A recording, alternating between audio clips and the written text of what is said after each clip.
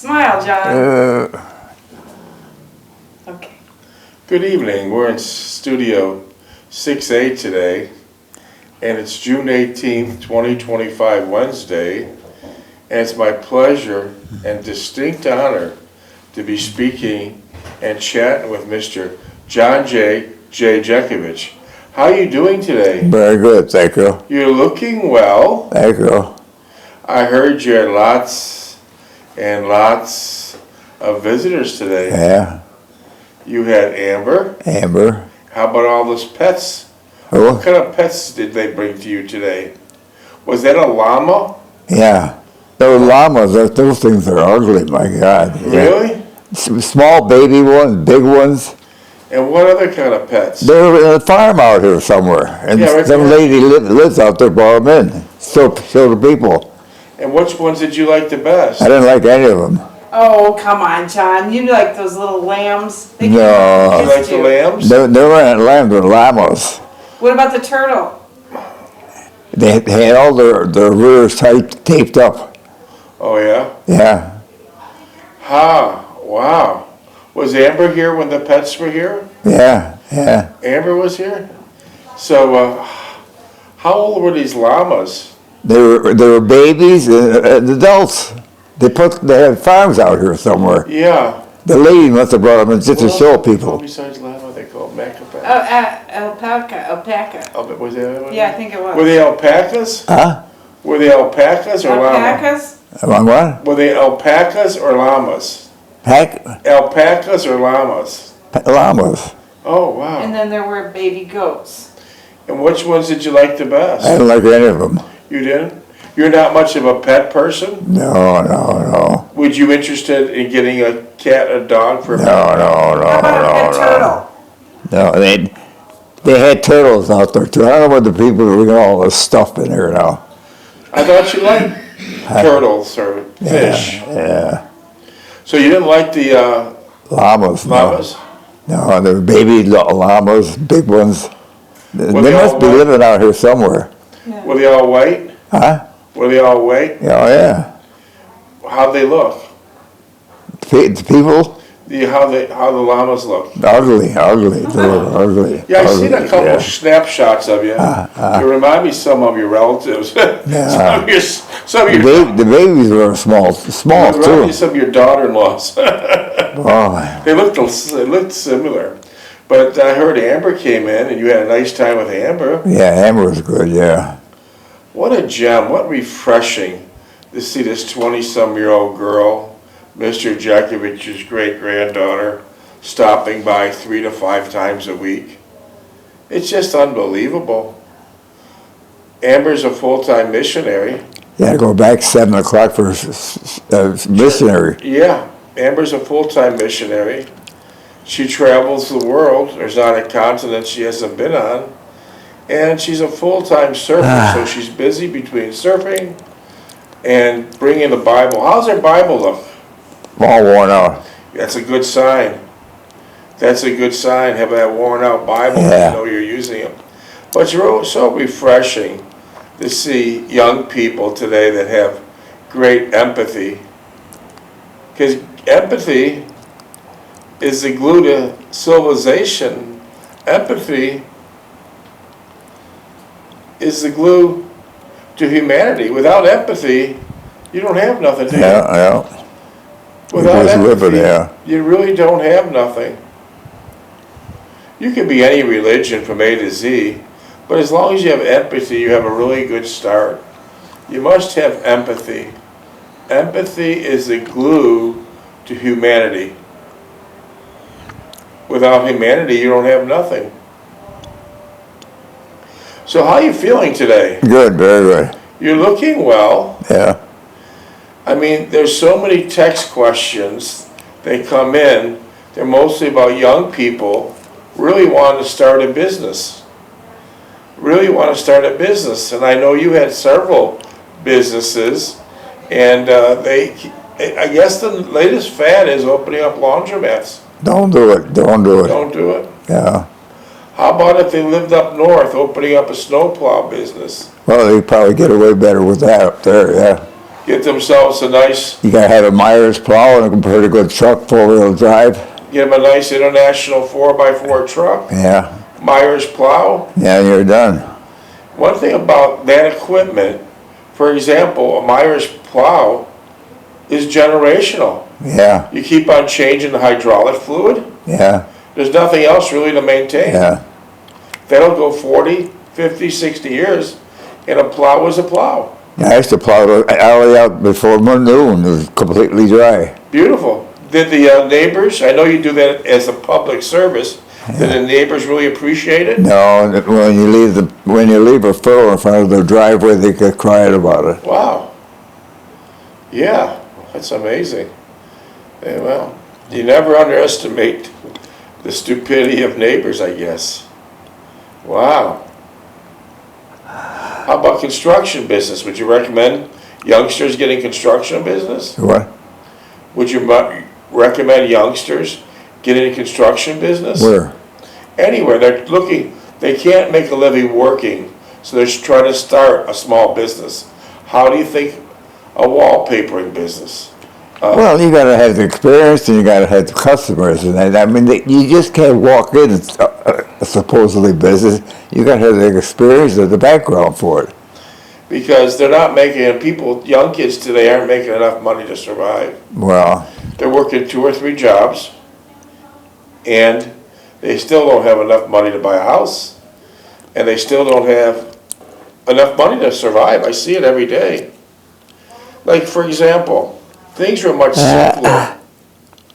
Things were much simpler when you were growing up. yeah, Brand new houses, $2,000. Brand new automobiles. that house was $5,000. $36,000. Yeah. And the husband was been able to work one job, 40 hours a week, and the wife would take care of the kids and the house and the groceries and all the things that take time to properly maintain a house. And now the youngsters today don't have that privilege. Both the husband and wife has to work 2 jobs, Yeah. maybe 3 because it's so expensive. Yeah, So that's why they wanted to be entrepreneurs. We got to think of some ideas to give them so they could get out of working and become entrepreneurs. yeah, but you just don't do it. Well, you had 4 different businesses. They're like, for example, if you don't have the money coming in, you have a lot of stress at the house. These young couples, last year alone, there was 90,000 divorces in Florida. How come? Money. Yeah, because it's putting so much stress on these marriages. I don't think prices are going to come down. They need to up their income. And by that, they could be possibly entrepreneurs. Yeah, well, What do you think of them becoming realtors?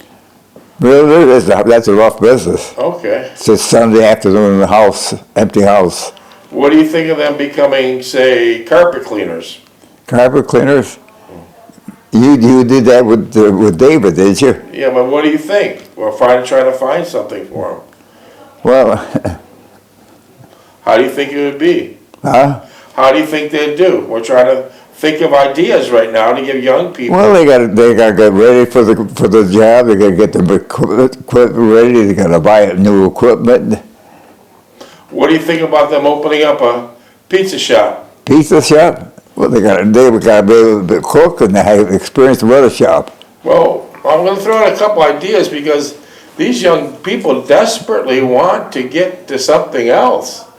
They're not making enough. They all want to be businessmen. Well, they want to survive. I mean, they don't want to work because at the end of the road, they don't make enough money. And we got to think of some ideas to help young people figure it out. That's why you wrote your book. Your book is called Their Mother's Sons. Let me get down to this. How much is your book? $8 for it, and it's not for sale. How many pages is your book? $8.49. Now, that book is not for sale, nor never will be for sale. But there is one original copy of it in the World War II Museum in New Orleans, Louisiana. But the book is written for younger people to give them a roadmap to a better life, a more wholesome life. And you mentioned different type of jobs you had and different companies you had, but I don't think we have the answer for them because a lot of them are looking for something to do. For something to do. Yeah, well. So you definitely tell them not to do a laundromat. Huh? You definitely tell them not to do it. No, man, you gotta have experience, you gotta have the equipment. You definitely tell them not to open up a pizza shop. No, there's a dime a dozen now. Well, give me some ideas what these young people can do. Lay wallpaper. Yeah. Ironically. Be handyman. Handyman are 50,000 advertisers in the paper. Yeah. Handyman. Yeah. Husband and wife team and a handyman, they can probably make a nice living. Yeah, well. They can probably make a nice living together. They could work as a team. Or maybe they could do window tinting, learn that trade. They can make like $100. Window what? Car window tinting. Maybe they could do that. You can make like $120, $130 a car. They do 3 or 4 cars a day. They're doing pretty good. Wow. They could be a husband and wife team. Yeah. Sounds good. It sounds good. Yeah, well, everything sounds good. We all know it involves a lot of work. But I hate this. We have time. We got 20 minutes left on the studio time we bought. If we could only give them one idea, why can't they just get their real estate license and try to make a go out of it? No, it's just Sunday afternoon in an empty house. Yeah. Well, we're going to have to think harder on this because we don't want to let these kids down. They're desperate to find something better than their job. They need to figure out something, and maybe we give them some ideas. We'll do some more research. Go to Kimberly-Clark. They're hiring all the time. Nice place to work. Are you being sarcastic? Huh? Are you being sarcastic? No. Kimberly-Clark These did- big industries are looking for help. But Kimberly-Clark didn't treat you well, Yeah? right? They didn't? They didn't treat you well. Why? You said you walked out. I walked out, yeah. How big are those pensions checks they send you? Huh? Pensions, remember the pensions? Kimberly-Clark pensions. No, never got it. Okay, so we don't want to direct them there. Well, Now that you brought up the subject, let me tell the rest of the story. Want me to tell the rest of the story about Kimberly-Clark? go on. Minutes? 17. Want me to tell, since you brought up, you want me to tell it? Go on. Okay, Kimberly-Clark, Mr. Jeckovich went right after World War II into Kimberly-Clark. And they made what there? Paper. Yeah. Paper. Glossy paper, right? Huh? Glossy paper. Printing paper. You went from the Battle of the Bulge, which was the coldest winter of record, 20 below, right, Mr. Jeckovich? Yeah. And then you went to Kimberly-Clark, that was 120 degrees, right? Yeah. What an extreme, right? Yeah, well, Yeah. But how did you get to Kimberly-Clark? The story's interesting. You worked for your Uncle Andy, that you guys did sheet metal work. yeah. And what does sheet metal work do? The condos, air conditioning, and all that stuff. And so as a result, before World War II, as a teenage boy, you went to Every place in Buffalo and Niagara Falls. Niagara Falls. So how you ended up in Kimberly-Clark? It was the cleanest place. Cleanest operation. Yeah, Like you didn't want to end up in Hooker, right? yeah. Hooker? Would you work at Union Carbide? No, we stick a mask in your mouth. Yeah. How about Owen Matheson? No, same thing. They're all chemical plants. So you had some great due diligence by working for your Uncle Andy because you went to every plant in Buffalo. Yeah, well, I was lucky to work with them. Yeah. And then actually it's so interesting, ironic. In all our texts we received a text from a guy now who's definitely an older guy. He started at Kimberly-Clark, and his name's on a record here. I showed it to you one time. He was 19 years old, and you were probably maybe 30 at the time, and you were his mentor, he said. Remember that text I read? Kimberly-Clark. Yeah, and he said Mr. John J. Jeckovich was the best paper maker I've ever seen. Yeah, well. And he taught me so much about paper, but he said something interesting that I'll never forget. This young kid, which is an old man now because time flies, he said, when Mr. Jeckovich was training me to make paper, I knew there was more to him that met the eye. I just knew it. And then 80 years later, he found out that you're a highly decorated World War II combat veteran. Because guys like you, that are on the front line, they never talk about it. Yeah. No one knows. The guys in the rear echelon who are doing, Help the people up front. and those are, they're still important, but those are the ones that are telling all the war stories. Yeah. So it wasn't until about 3 years ago we found out that you were a World War II combat veteran. You were on the front line. You were shot up by a sniper. You were beat up. You were stabbed. Lost you were a hip. bombed. Lost a hip. You were bombed. Still have shrapnel on your body, frostbite, and trench foot. Well, that was a lot of people went through that. Yeah, but that's why we call it the greatest generation of all time. You guys just didn't talk about it. Now, the last 3 or 4 years, it came out. But it's an interesting story. A man that you trained on those paper machines, he stated you were the best paper mentor he ever ran across.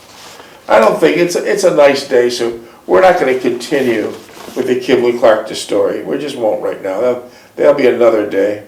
But Mr. Jeckovich during World War II received the Bronze Star Medal, the Purple Heart Medal, the Army Good Conduct Medal, the American Campaign Medal, the European, African, and Middle Eastern Campaign Medal with 3 Bronze Service Stars, the World War II Victory Medal, the Army of Occupation Medal with Germany class, the Combat Infantry Badge, the Sharpshooter Badge with carbine, pistol and machine gun bars, the Marksman Badge with rifle bar, and the Honorable Service Lapel Button from World War II.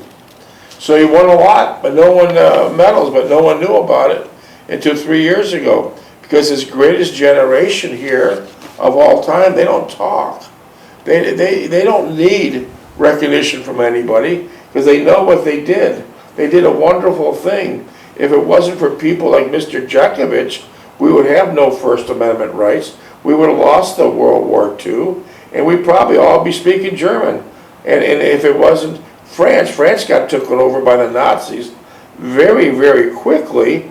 And an interesting fact there, Mr. Jeckovich and a whole bunch of American soldiers took over France, kicked out the Nazis, and to this date, there's so many people that are appreciative of the World War II veterans.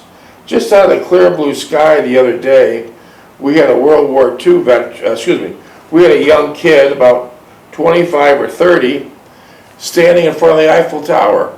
He listens to our podcast. Young kid, 25, let's just say. He didn't know anything about the war, but he sure did have great information on World War II. And he said in a glowing speech for about 15 minutes, and it's on one of our podcasts, you can check it out. He was thanking Mr. Jeckovich personally for liberating France. Oh, He yeah. was standing in front of the Eiffel Tower. I played that video for you. He was a fine young man. He couldn't have been more appreciative. And when I see that standing in front of the Eiffel Tower, I think of a story when the Nazis occupied France.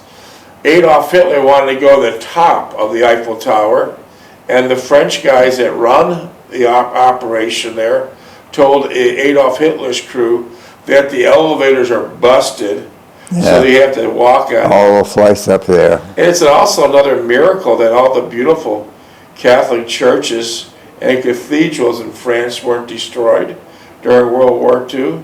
And No, they didn't hit the churches or schools. That's Germans amazing. didn't bomb them, we didn't bomb them. How about the Eiffel Tower? I thought for sure they'd destroy the Eiffel Tower. Well, It didn't happen. But that was a beautiful story. If you're interested in it, just look up his podcast and you'll see how nice it was. But, you know, getting back, Mr. Jeckovich was part of the most selfless and courageous operation in the history of mankind, Battle of the Bulge, Yeah. World War II. Mr. Jeckovich, they left their homes and others to help out complete strangers with they had nothing in common. When you were sent overseas, These people, the citizens were all complete strangers. Yeah. You had nothing. Well, I was drafted into I'm it. just saying. Yeah, like a million kids with it, everybody. I'm saying you went patriotically Yeah. and you helped out, very selfless. Now today, how could us, we're not the greatest generation by no means. We have so many flaws. It's unbelievable. In fact, this generation has more problems than a damn algebra book. This generation's a mess. But how can we be worthy of Mr. Jekovich's legacy? How can we be worthy of the World War II legacy? It's very important. Don't try. What's that? We're just doing our job. Don't try. Yeah, well, We're not heroes. that's why we call you the greatest generation of We're not heroes. Well, Mr. Jeckovich was in Company H, the 2nd Battalion of the 291st Battalion, 291st Regiment of the 75th Infantry Division of the U.S. Army during World War II. Mr. Jeckovich lives by the motto, yesterday is history, tomorrow is a mystery, and today is a gift. Right, Mr. Jeckovich? Yeah, right. Listen, boys and girls, it's a short dance around the sun. It's a short dance around the sun. I'll give you an example that Mr. Jeckovich told us 2 months ago. Mr. Jeckovich said he blinked his eyes at 20, and now he's 100. Yeah. He blinked his eyes at 20, and now he's 100. Where the hell did 80 years go? Huh? Where the hell did 80 years go? I'm living. But where did it go? I'm living. Didn't it go by very quickly? Huh? You said it went by very Well, went day by day. Yeah. See, no one's going to beat Father Time. Huh? If someone thinks you're going to beat Father Time, you're not going to beat it. Father Time is coming down like a freight train. Yeah. It's going to get you. But Mr. Jeckovich, is very important to remember this. He blinked his eyes at 20, and now he's 100. Mr. Jeckovich was born in 2025. Shit, I wish you were born in 2025. Mr. Jeckovich was born in 1925. And now we're 2025, and Mr. Jeckovich is knocking on the door of 100. Yeah. Huh? Yeah. You hear the door? Yeah. Pearly gates. The pearly gates. Yeah. But this is how the whole book comes in. Mr. Jekovich's father was a legal immigrant from Russia. He came through the proper way, through Ellis Island, huh? And many of the Polish, Russian, and Italian immigrants, they all seem to go to Buffalo, New York, and Niagara Falls, New York. Yeah. That was a big draw. Those were beautiful cities there. Oh, yeah, Niagara Falls is a beautiful city. Beautiful. In fact, it's hard to imagine this, but Buffalo, New York back then had more millionaires than any other city in the United States. So Mr. Jekovich's father, Marion Jeckovich, came here to work. He came here legally. He came here to work, to give back to the United States. He came to work, he's working 3 different jobs to give his son right here, John Jeckovich, and his family a better life than he had. When his father worked in the factories, of the filthy factories in Russia, dirty, nasty, the coldest weather you could imagine. When his father, Marion Jeckovich, was working in the factories in Russia, they worked 18 to 20 hours a day, and where you dropped that day was your bed. So, we're getting to the book. The book is this, Their Mother's Sons, how Mr. Jeckovich takes care of his mother from the age of 11 to her demise at 89. Because his father, who was working very hard, his father was working 3 different jobs to give the family a better life, died of a massive heart attack at the age of 40. Yeah. And what was he doing? Working it. Mixing cement. Mixing cement. Do they mix it with a stick, or how do they mix cement back then? Yeah, with shovel. Shovel. It's very hard. Yeah. So, this is where the book was written. How many pages? 849. So this is where the book is written. So, you're about 11 or 12. Your father worked like a slave. 40 years old, died of a massive heart attack. the police come knocking on your door and they say, hey boy, your father had an accident. We'll take her to the hospital. So the police drove you to the hospital. Did you drive in the back seat or the front seat? Back seat. And so when you got to the hospital, they just said go. They dropped you off, right? Yeah. So then you walked to the reception desk. Asked them where my father. She said, we'll take it down. So you thought your father might have had a slip, a Yeah, fall, yeah. broken ankle. Yeah. So you thought you were going like to the second floor, right? Yeah. Where'd they take you? Down to the morgue. And what exactly did you see, Mr. Jeckovich? My father laid out on the slab, and he got cement on his pants, cement on his face, a little bit of cement. And so there's when they took the boy of that young And they age. said, is this your father? And I said, yes, it is. They said, well, will you go through his pockets, please? So they first want you to identify the body. Yeah. Were your father's eyelids closed? Closed, they were closed. And so now they said identify the body, boy. You identify the body, and then they say go to his pockets. Yeah. What did you find in his Well, a pockets? can of Prince Albert tobacco and the papers that they write it there, keys for the house. And that was it. Yeah. Rolling papers. Rolling papers, Your yeah. father rolled his own cigarettes, right? Yeah. And so now this is how the book comes into the play. His father's gone. Mr. Jeckovich is now the head of the household. He takes care of his mother from 11 to her demise at 89 years old. Mr. Jeckovich was a duplex. Mr. Jeckovich lived upstairs and his mother lived downstairs, correct? Right. And during that time, when the book was written, their mother's sons, you waited to get drafted. Why? Well, I'd say with my mother. Took care of my mother. Okay. So during World War II, his brothers enlisted through World War II, and when you enlist, you must understand you get much better jobs. Oh, yeah. His one brother got a job doing what? Teaching recruits how to drive a Jeep. So one brother stayed in the United States, and he was teaching young cadets on how to drive a Jeep. Did he have some special talent? No. Well, he hit a fire, but I mean, he was going to school too. But still, he enlisted. Did he have any special Jeep driving talents? No. You said he hit what? Well, he hit a fire hydrant at one time, yeah. So Mr. Jeckovich waited to get drafted, so it'd take longer, so he could spend more time with his mother. Minutes? 2. Huh? 2. So he spent more time with his mother.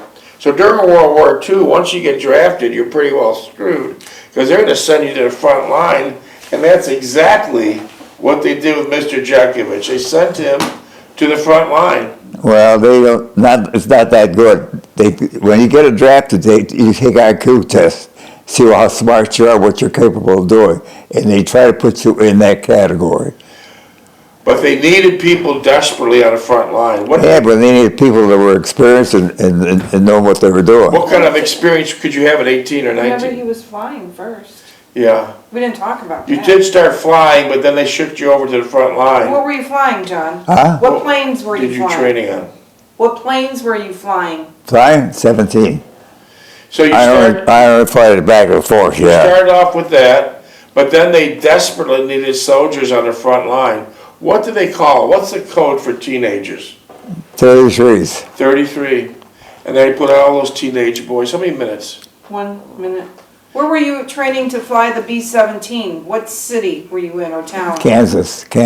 Oh, Okay. 17 could only had the long strip of Kansas wow. for 17.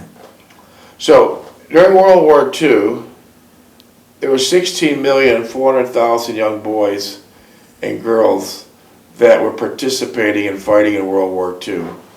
Now we're down to less than 5,000 actual World War II frontline combat soldiers. Less than 5,000, and we're losing them at a rate of 150 a day. So if you have any questions for this man, he'll love to share them. You could call him, you could text him, he'll talk to you, give you any answer you like, because his mind is like a library. He's done a lot of things. Text Mr. Jeckovich at 407-366-0000. 10 seconds. Right, Mr. Jeckovich? Yeah. You answer a lot of texts, don't you? Yeah, You enjoy answering the text, don't you? yeah.